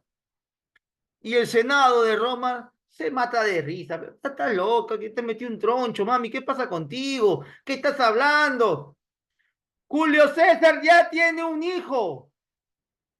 ¿Quién es el hijo de Julio César? Marco Antonio. Y Cleopatra no lo creía. Cleopatra quería conocer al famoso Marco Antonio. Claro. Y Cleopatra finalmente fue a conocer a su hijastro. Y al final se quedó con el hijastro. Marco Antonio conoce a Cleopatra y Cleopatra tiende sus redes sobre este hombre y lo conquista. A pesar que Marco Antonio, ¡qué amor! Eso no es amor. Marco Antonio ya era casado. El matrimonio de Marco Antonio había sido pactado mucho antes. Cuando se forma el segundo triunvirato, Octavio le dijo a Marco Antonio, seamos familia. Marco Antonio, para que más adelante no peleemos, te brindo a mi hermana, cásate con mi hermana. Y Octavio le presenta a su hermana Marco Antonio. Le dijo, Marco Antonio, te presento a mi hermana. Hermana, te presento a Marco Antonio. Mi hermana se llama Octavia. Y Marco Antonio estaba casado con Octavia.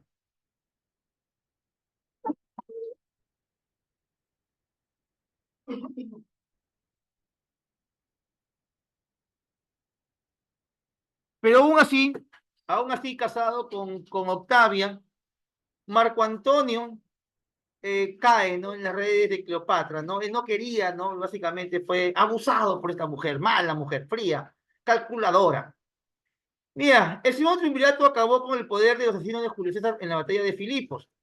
Lépido, uno del triunvirato, el tercero, es nombrado sumo sacerdote y retirado de la política por traición. Octavio gobierna en Occidente, Marco Antonio en Oriente. Hasta ahí todo estaba bien. Hasta que se casó con Cleopatra. Comenzó el problema, pues, porque él estaba casado con Octavio. El Senado autorizó a Octavio a hacer la guerra a Marco Antonio. Ya sabrás por qué, ¿no? Octavio estaba molesto. O sea, encima que te presento a mi hermana, le engañas. Oye, ¿tú le harías eso a tu amigo? Que te presenta a su hermana para que te cases con ella y le engañarías. Inhumano, sangre fría. Por eso que Octavio va y le hace la bronca, pues, ¿no? Estás metido con mi hermana, con la pobre Octavia. Y Marco Antonio pierde la tercera guerra civil, ¿no? En la batalla de Actium. En la batalla de Actium es capturado Octavio, es capturada Cleopatra.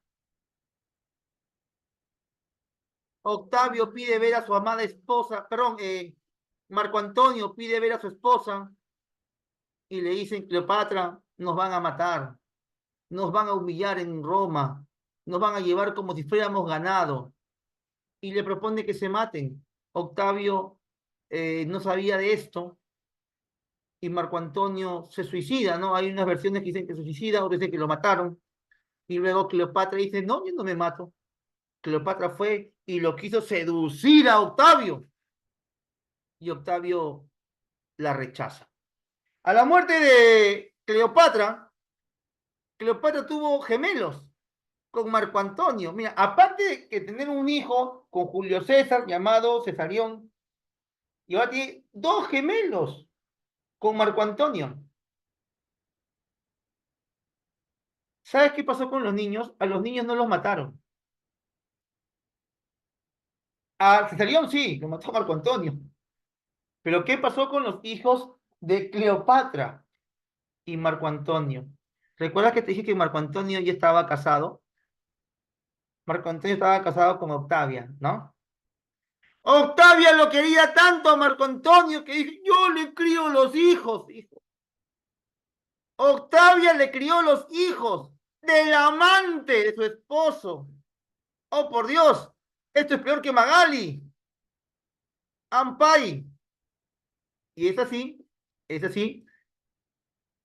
que desaparece de la escena política Marco Antonio, Chao Cleopatra, y sus hijos son criados por la familia de Octavio con Octavio. Octavio, luego de vencer, traería un periodo de paz y él mismo llamaría a su gobierno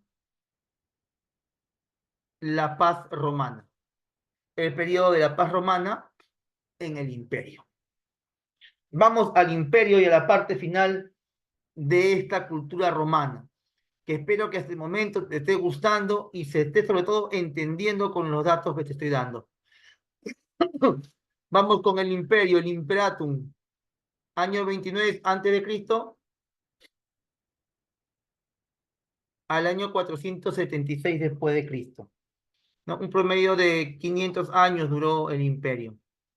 A ver, el primer emperador es Octavio, pero Octavio se cambia de nombre y se llama Octavio Augusto ahora. Octavio Augusto Julio César, ya así se llama. Primer emperador, nacimiento. A ver, en su gobierno de Augusto lo más importante es que nace Papalindo, nace Jesús. Ya viene la Navidad, chicos, viene la Navidad. Cuando veas la Navidad, recuerda, dato que has aprendido el día de hoy. Primer dato, en la primera Navidad, cuando nace Cristo, el emperador es Augusto.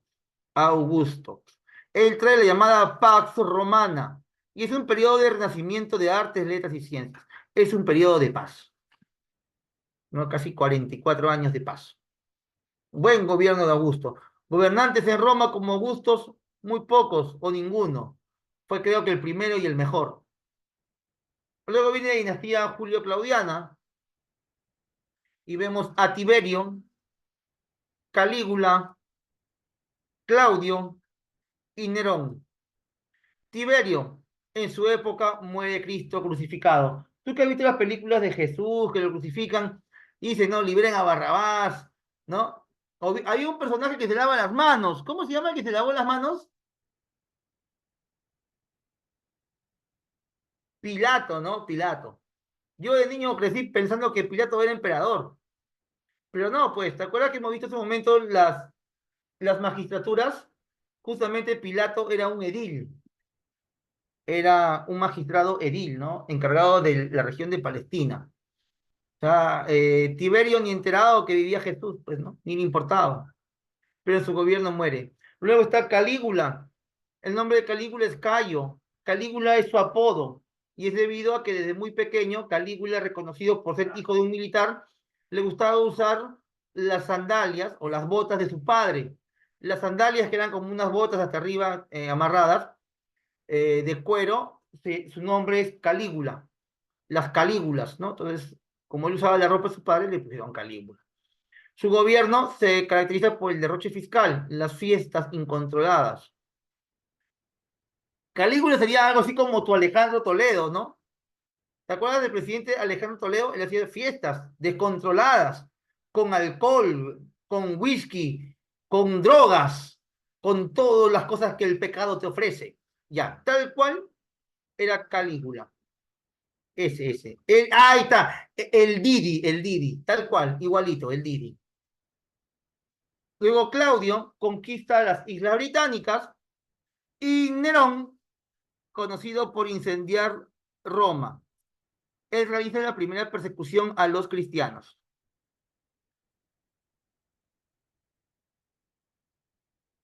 Vamos con los Flavios. Vamos con los Flavios.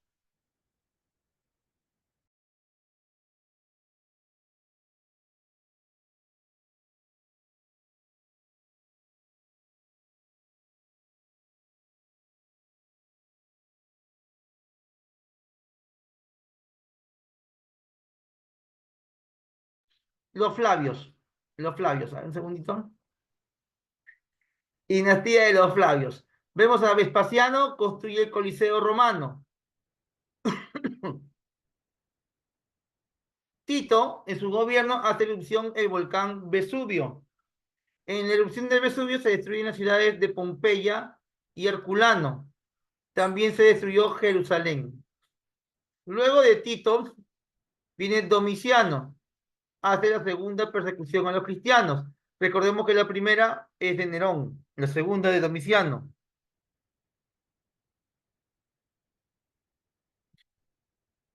Los antoninos, llamados también los emperadores buenos.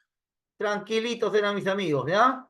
Tenemos Nerva, la ley del Optimus en el gobierno. Es decir, ahora puede gobernar el que tenga mejor control del gobierno y no de manera hereditaria necesariamente.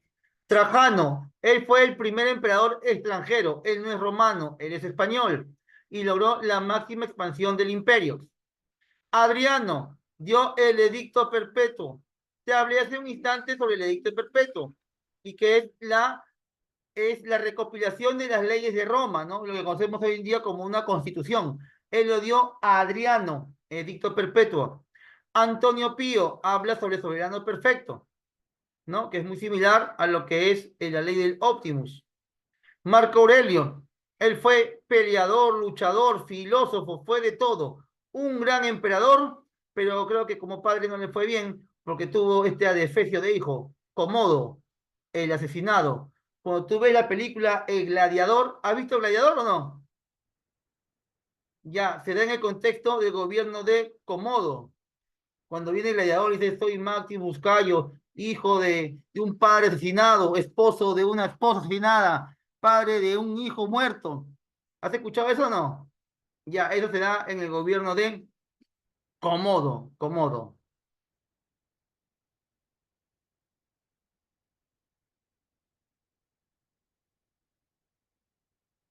A ver, vamos a la siguiente dinastía. Un segundito, a ver, a ver. Dame un segundo.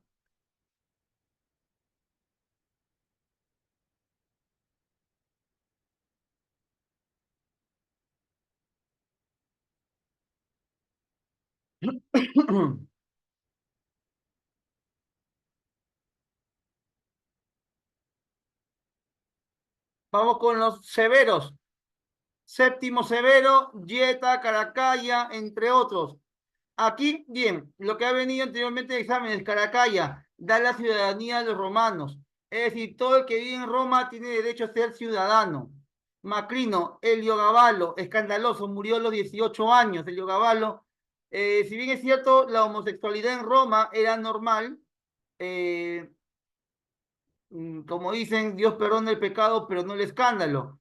Como vuelvo a repetir, la bisexualidad era normal, Julio César era bisexual, Marco Antonio era bisexual, muchos personajes de Roma tenían una sexualidad muy libertina, para aquel tiempo era normal y es normal para muchos casos, pero Heliogaballo pasó el límite y sería el primer emperador que se vistiera de mujer, por eso lo mataron, eso sí no estaba permitido, que se vista de mujer, o digamos, ¿no? El primer emperador travesti en este caso. Luego, Alejandro Severo, después del año 235 hubo anarquía militar, es decir, hubieron muchos emperadores que gobernaban un año, 2 años, 3 meses, cuatro, los mataban o se mataban entre ellos. Bien, hasta que llegó Diocleciano y tuvo una gran idea, que gobiernen de a cuatro. El gobierno de cuatro se llama tetrarquía. La tetrarquía para Diocleciano se divide en el gobierno de 2 Augustos y 2 Césares. De estos 2 Augustos y 2 Césares aparece uno bravo de los bravos, y es mi amigo Constantino. Por esto han preguntado bastante en exámenes de admisión. ¿Qué hizo Constantino? El edicto de Milán. ¿En qué consiste el edicto de Milán? La tolerancia a las religiones, sobre todo a los cristianos. Bien. Luego de Constantino, voy a poner aquí una flechita porque hay que resaltar al amigo Constantino, aparece, ¿dónde estás? Teodosio. También, Teodosio, importantísimo. ¿Por qué Teodosio? Porque él da el edicto de Tesalónica, con la cual hace oficial el cristianismo. Bien, estableció el cristianismo como religión oficial de Roma, con el edicto de Tesalónica. A la muerte de Teodosio, divide el imperio. Lo divide para Honorio y para Arcadio. A Arcadio le da Oriente y a Honorio le da Occidente. Acá surge la división de Roma de Oriente y Occidente. Para que finalmente conozcamos al último emperador de Roma llamado Rómulo Augustulo, quien es derrotado por Odoacro. Bien, para acabar, vamos a ver algunos, algunas cositas que nos van a heredar. Hasta ahí, chicos, ¿cómo vamos? ¿Cómo vamos? A ver, veo el chat. ¿Se entendió? ¿Claro? ¿Alguna duda? Listo. A ver, Grace, dime, ¿todo claro? Maribel Castro, dime, ¿claro? ¿Quedó claro? ¿Alguna duda hasta ahí? Listo, perfecto. Adriano,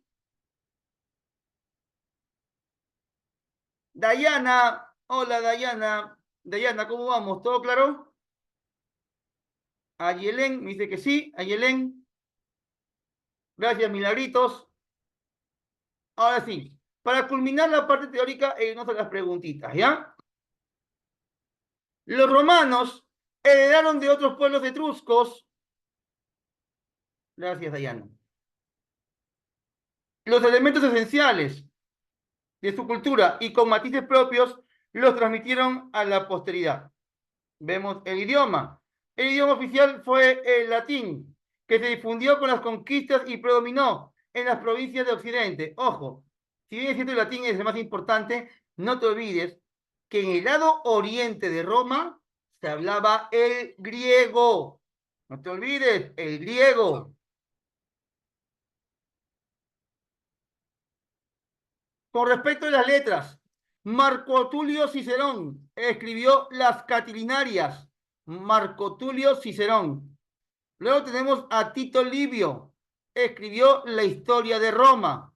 Julio César, te dije que escribía comentario de las guerras de las Galias. Plutarco, vidas paralelas de hombres ilustres. Tácito, vida de Agrícola, Germania, historia y los anales. Suetonio, es uno de los más importantes. Vida de los 12 Césares y Plinio el Joven, las cartas. ¿Ya? A ver. Eh, Suetonio y Tácito son historiadores, al igual que los demás. Pero justamente Tácito y Plutarco y también Suetonio, pero sobre todo Suetonio, ¿ya? Suetonio eh, es la principal fuente histórica de la existencia de Jesús. Porque todos conocemos la vida de Jesús, los milagros, resurrección, crucifixión, ya todos lo sabemos por la Biblia. Pero no creas que Jesús solamente en la Biblia. Jesús ha sido documentado por Suetonio, por Tácito,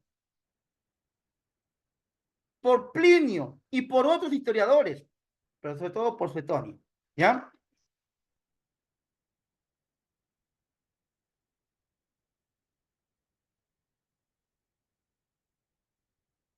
Tenemos en poesía a Virgilio, la Eneida, ¿no? Lo más conocido de Virgilio. Horacio con las odas, Ovidio, el arte de amar, la metamorfosis. Profe, a mi buena pregunta, ¿no? Profe, ¿qué ha chorado, profe? ¿Qué son los anales? Los anales son pequeños escritos. Por ejemplo, ¿no? Hoy día hay terremoto en Lima a las 8 de la noche. Ocurre un terremoto y yo comienzo a escribir todo lo que veo, ¿no? Mira, aquí en San Juan de Lurigancho no se ha caído ni una casa, pero se ha ido la luz. Hago un documento de lo que describo lo que estoy viendo en el momento, pero no voy a hacer un libro con lo que pasó en el momento, pues, ¿no? Entonces, solamente describo lo que ocurre, ellos serían los anales de la historia.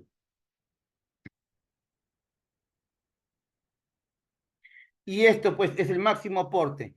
El derecho romano. El derecho romano se originó en distintas fuentes, normas consuetudinarias, disposiciones de las distintas asambleas republicanas, edicto de los pretores, opiniones de los jurisconsultos romanos y disposiciones de los emperadores. Podemos afirmar que el derecho romano fue uno de los legados de la antigüedad cuya influencia perduró con mayor intensidad y durante más tiempo. Y hemos terminado, mis estimados cachimbos, futuros villanos, y nos vamos a las preguntas, a la carnecita.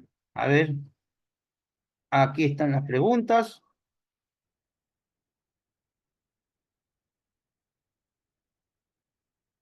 Está cargando, no carga. A ver, un segundo, voy a cargarlo, ¿ya?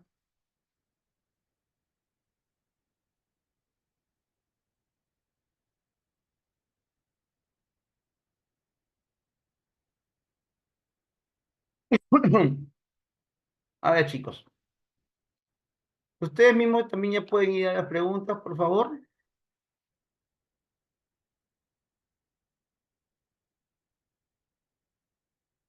Ahí está. Voy a abrirlo de nuevo, ¿ya? Porque se me ha cerrado.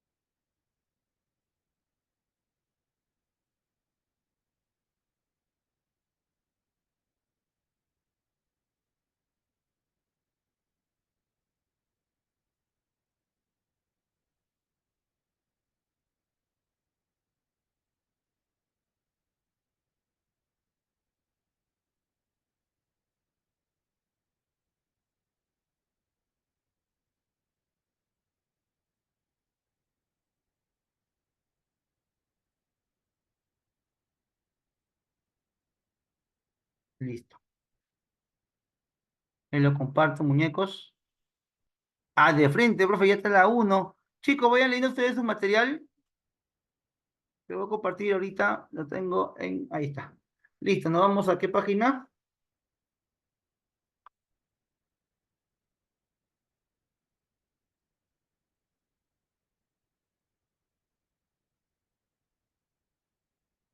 Vámonos a la página 23. 24. Vamos con la pregunta número uno. Ahí está, chicos. Muchas gracias. Veo las claves. Listo, gracias. Vamos, Jesús Merino. Vamos, David. Pregunta número uno.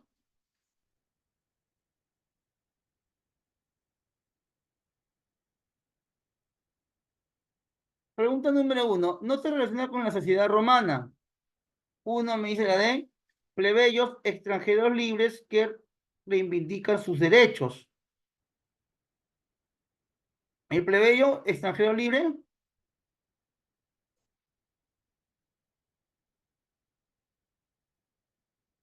Ujú.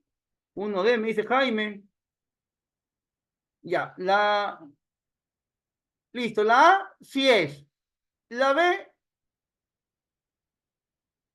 sí es. Lo único que te queda es la C, la D y la E.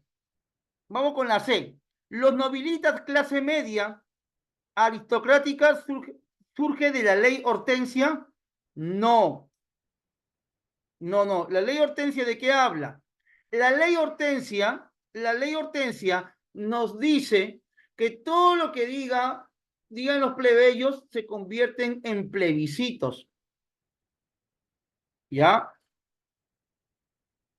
Aquí el plebeyo es un hombre libre, ¿no? Que podría ser también un extranjero. ¿Ya? Entonces la D podría ser, sin problema, puede ser extranjero. Clave, letra C. Número dos, no se relaciona con la monarquía romana.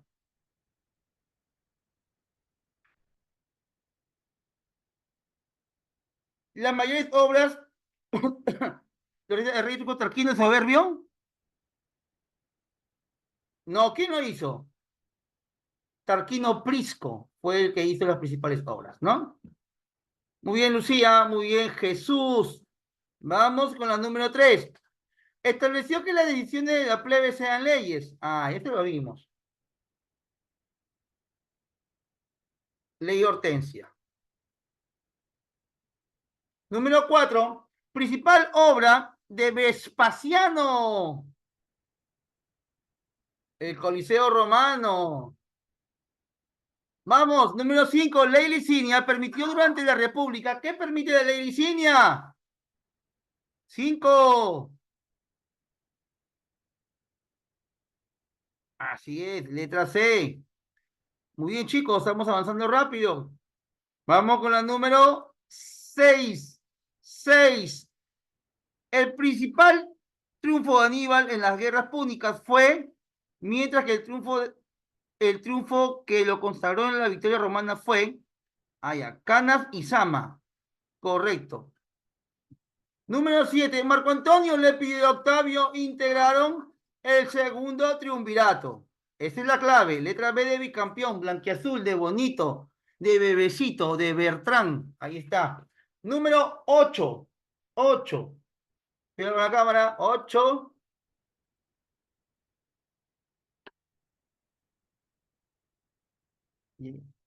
8. El segundo triunvirato castigó a los que eliminaron a Julio César en la batalla de Filipos. Número 9. La célebre frase vine, viví, vencí fueron pronunciados por Julio César tras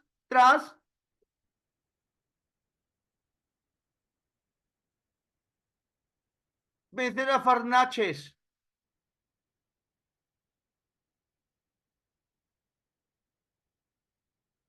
Número 10.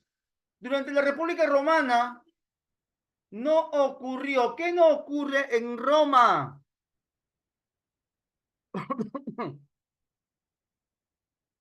Descarte nomás, bueno, la E. La edad de oro de la literatura. Vamos con la número 11. 11. La máxima expansión, ley óptimo y edicto perpetuo se relaciona a Imperio Romano, sí.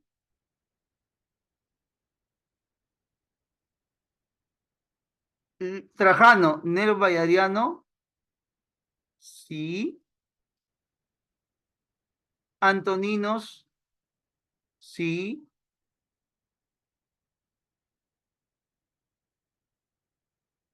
Todo, todo es correcto. 11, ¿la ven? Todos menos la 4. ¿No existieron los Flavios?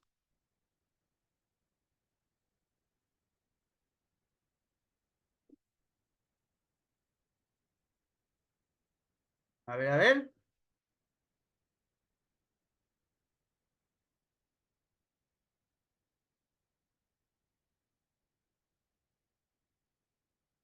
Ah, ya, ya, ya, ya, ya, ya. A ver, dame un segundito. Vamos a compartirlo, ¿ya?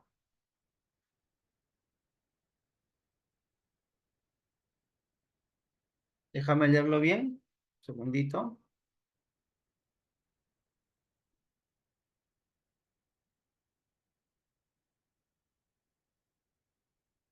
A ver, los Julio Claudianos es Tiberio, Calígula, Claudio y Nerón. Los Flavios son Vespasiano, Tito y Domiciano. ¿Sí? Vespasiano, Tito y Nerón. Ah, ya, perfecto. Excelente, ¿ah? Todo menos la 4. Esa es la clave. Otra cosita con ustedes, ¿ah? Ya huelen a cachimbo, huelen a cachimbo. Clave bebecita. Ah, ya, pero ¿todas son correctas?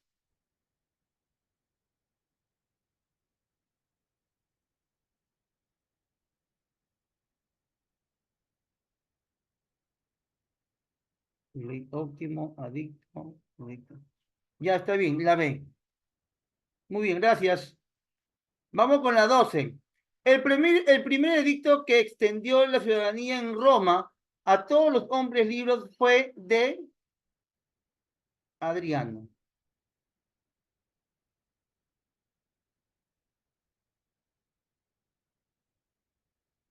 Adriano, ¿seguro? A ver.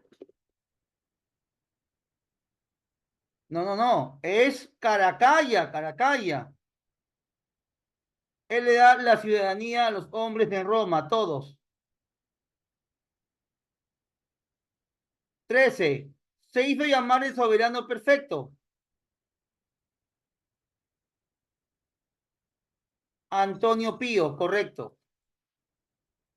Roma fue dividida en Oriente y Occidente por el emperador Teodosio con el edicto de Tesalónica. 15. No se relaciona con el reino visigodo. Ah, ya esto ya viene después de Roma. Este es la Yapa. Este es la Yapa.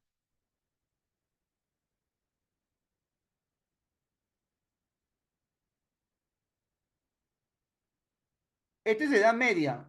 Vamos con las clavecitas. Te doy las claves de la Edad Media, ¿ya? Ya. No se relaciona con el reino visigodo, es otro tema. Igual vamos a hacerlo.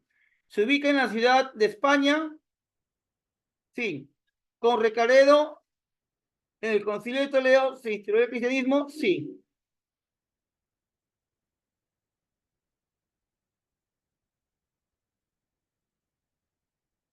Siglo VIII, dice, ¿no? No, es en Guadalete, caen ante el sultán Tarik. Ellos son vencidos en el siglo VII, no VIII.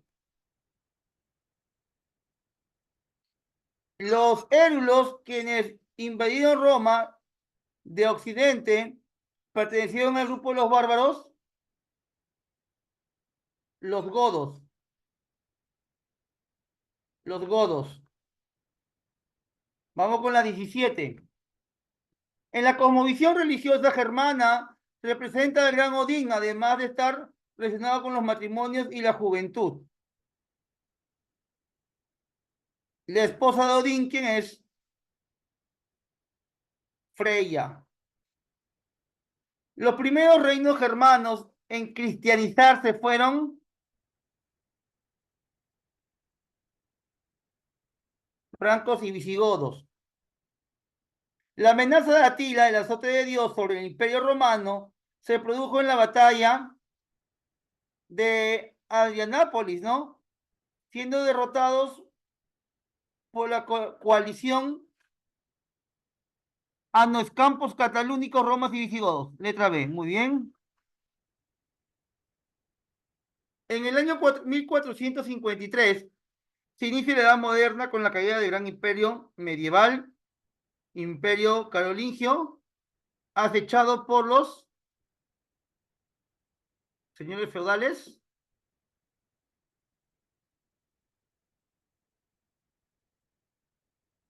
Entonces no, Imperio Bizantino o Constantinopla, ¿no? Beso. 21. El Imperio Romano de Occidente quedó restablecido. ¿Quién restablece el Imperio Romano de Occidente? Ahí está. Es tu clave. Letra C. Y la última. Relaciona según corresponda. El reino franco, hablamos de Francia, ahí están las Galias, ¿no? Es las Galias. Entonces, uno sería tercero, ¿no? Entonces, aquí puede ser esta, puede ser esta, o puede ser esta. Listo. A ver. Reino visigodo. Eso está en España. Entonces, continúa.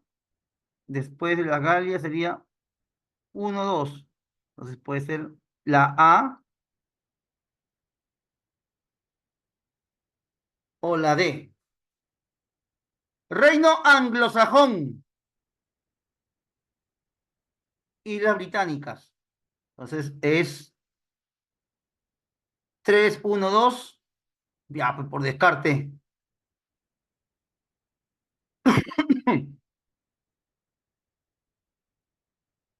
Listo. Sería comienza con el 5, ¿no? 5, 3, 1, 4. La clave es la D. Listo, chicos, hemos terminado las 22 preguntitas, todas las preguntas de Roma y tu yapita de tu edad media. Bien, jóvenes, hemos terminado la clase del día de hoy.